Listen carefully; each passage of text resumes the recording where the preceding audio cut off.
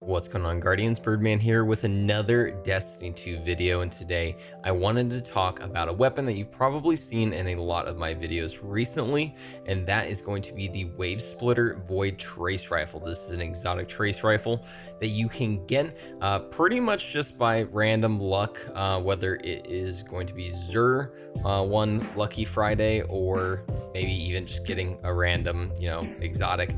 That's pretty much the only way to get it. So I know this is a little bit one of those, like, you don't really have an exact place to go get it kind of like features, but unfortunately I just have to talk about this trace rifle. It is absolutely insane. But before I get into just the deep nitty gritty, know you can follow me over on YouTube, Twitter, and Twitch at Byrdman778. Give a thumbs up and a like on this video. It really helps out.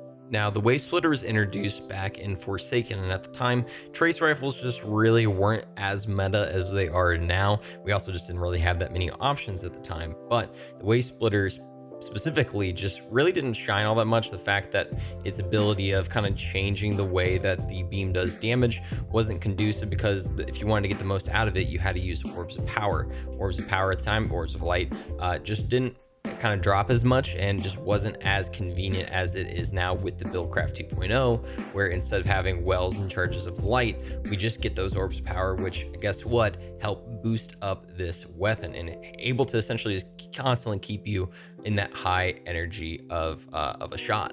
We also didn't have the artifact mod that we do now, where we constantly are getting that volatile on our void weapons whenever we pick up an orb power.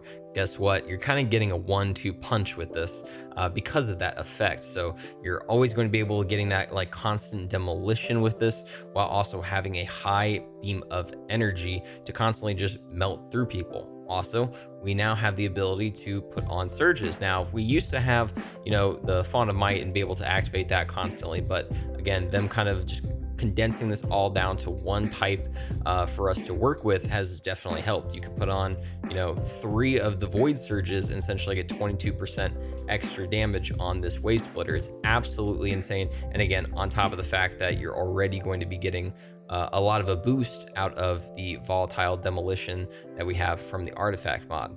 Now, we are eventually going to lose that artifact mod once we go into the next season, but I definitely see this still being extremely popular.